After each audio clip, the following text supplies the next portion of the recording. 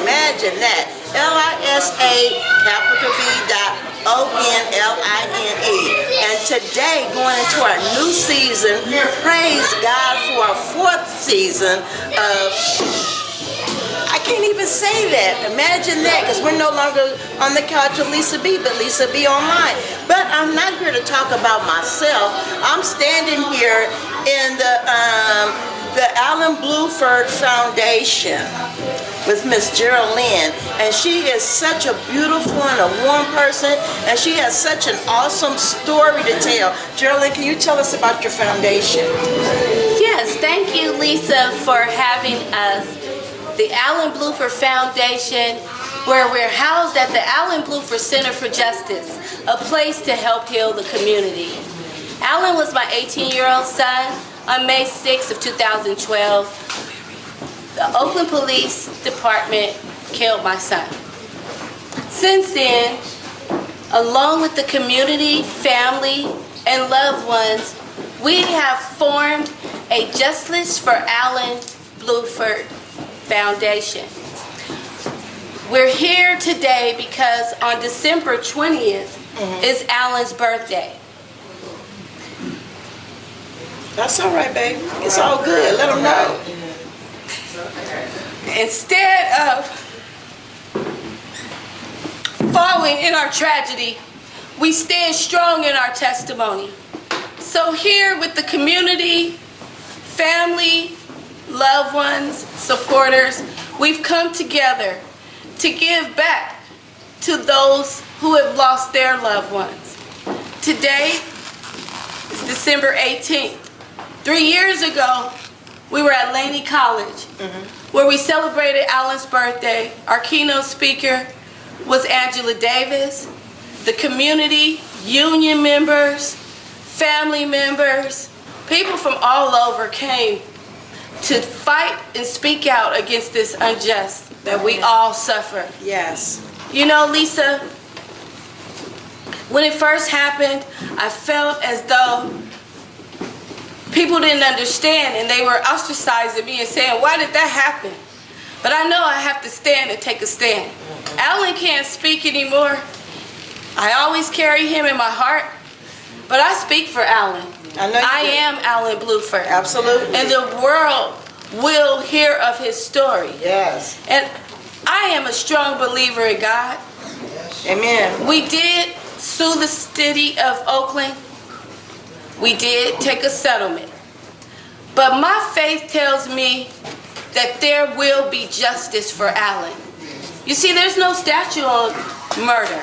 Right. And a lot of people think that it's said and done. But it is not said and done. And as God is my witness, I will fight until there is justice for Alan. And I truly believe that the God I serve will give me justice for Alan.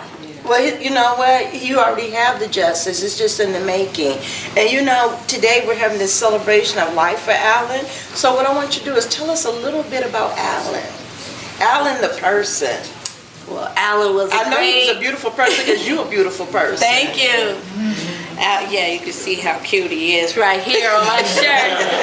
But Alan was a fun, loving, strong young man. Alan brought people together all the time. He was the friend that everybody wanted to have. He was the favorite from everybody. He got whatever he wanted from his dad, his sister, his brother. Everybody just was drawn to Alan. Alan would say cute things like, you know, I talked to my friends and I would say, get out of the room. And he went out the room. He'd say, no, I want to listen. Or he'd say, Mom, I just want to hang out with you. And he is hanging out with us in our heart.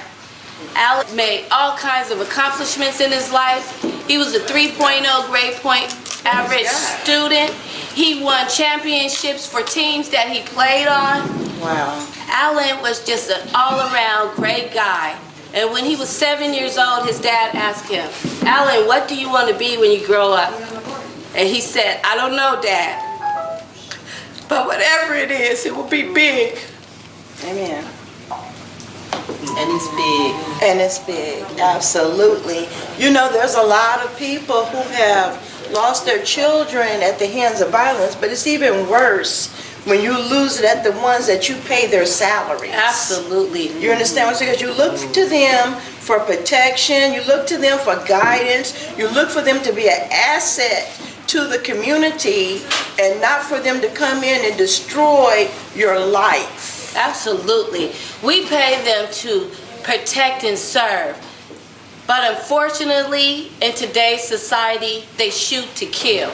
This is not something that just happens out of the blue sky. This is something that happens every day in every city of the United States. And we as a community, as a family, as a people, have got to unite and say no more.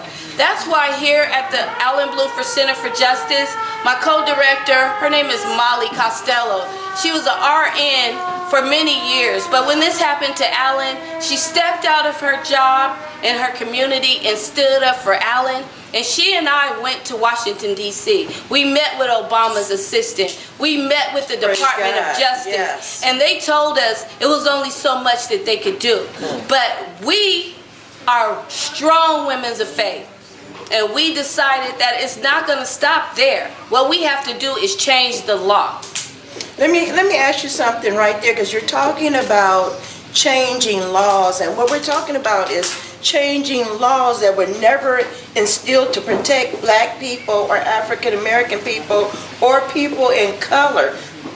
So tell me what obstacles you faced in trying to get justice for your son through the legal system, and what were the steps that you had to take so that other parents that are out there who are in the same predicament can have a clue of what they're facing. Because I've come across quite a few people. Actually, I had an employee one time of mine who was gunned down by OPD, and it was devastating to me to find out, but I can't even imagine how I would feel if it was my child. So what are the steps that you take when you go through justice, and what kind of treatment did you get, or was it your word against his word, and because he was a police officer, what was I guess what I'm trying to ask you is, what was the scales of justice like for you? Well, first of all, I have to tell you that when you lose a child, the pain is unbearable. It's a very difficult thing that I wouldn't wish upon anyone. But let me tell you, the first thing they do when they shoot your loved one is they victimize the victim. Absolutely. They begin to start telling all kind of stories and lies. They begin to hide evidence. They begin to tell you things that are not true. They plant news feeds and things out to the news that say derogatory things about your loved one and your families, but you cannot listen. Right. Excuse me. You have to take a stand.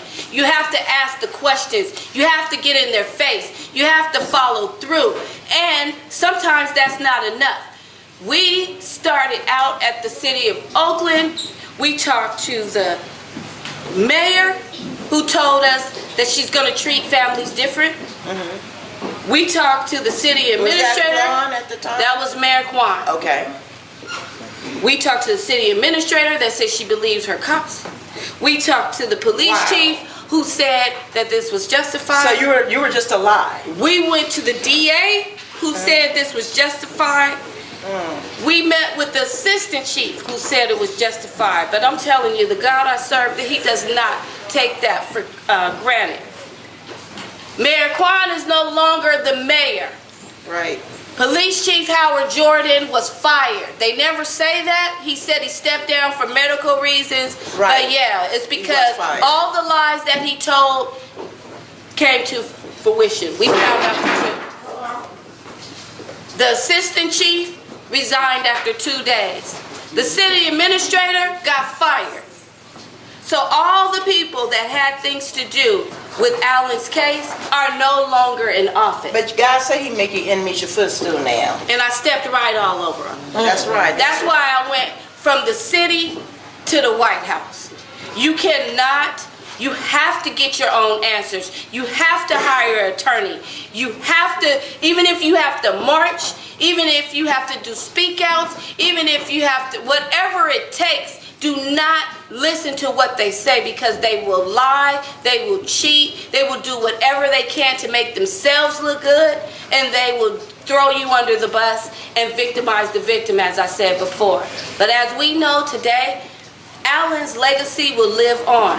This is a part of the legacy today. Alan was a giving young man. He worked at Skyline High School. He helped the disabled. He served them. He was best friends with everyone. That's what we want to do. We want to give to those who have the same kind of feelings that we have, that go through the same kind of things that we go through. And, you know. Okay, you know what?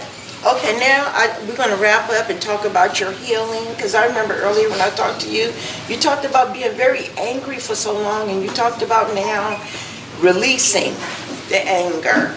And then I just want to ask you, after we talk about that, how can people get in touch with you to donate to your foundation? Because Lisa B Online has 44,000 monthly followers. Wow. So we want people to give. We want people to support you, because even though you might feel a certain way, there's people who can identify. Absolutely.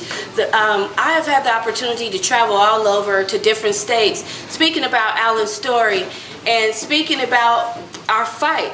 And, you know, to God be the glory. I get messages and letters, and people reach me and say that I'm an inspiration. For me, that's a little bit like, what, me? Because I can't believe. But Alan's story touches people. So you birthed something out of this. Yes, I did. And the thing is, when it first happened, I was in shock. I was in turmoil. I was in pain. I spent the first year living through anger and sadness. I was mad at everything. I walked in anger. I cried in anger. I talked in anger. I did everything angrily.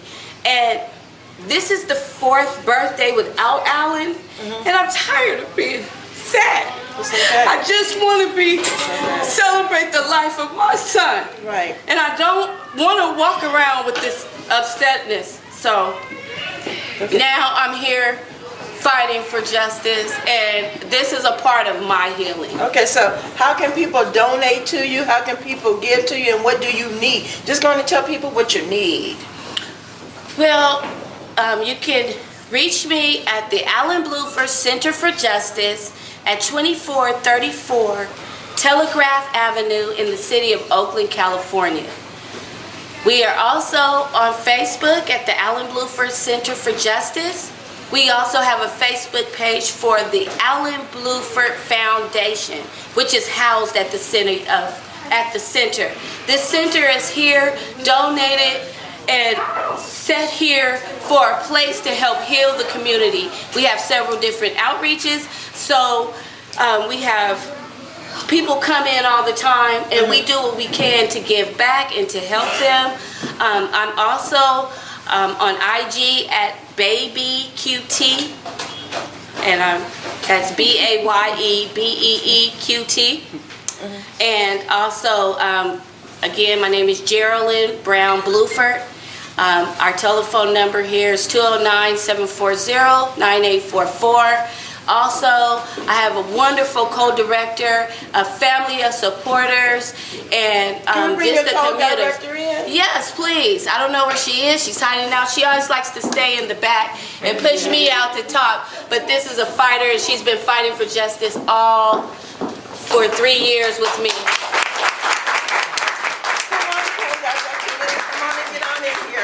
We couldn't do this without her. Tell them what you need. And the community. So we just need support for all of our outreaches, which is healthcare, counseling, inspirational speaking, fighting against police terror, which is a big thing. If you want to battle back, you got the right. They took the wrong boy, but you got the right sisters here. We'll go fight all the way with you. Okay. And we want to encourage all the mothers out there. We want to encourage all the mothers out there, or the fathers, grandmothers, aunties, uncles, friends, whoever you are, if you have lost someone to violence, please come reach out to Jeralynn. Come help unite yourself with her in this cause.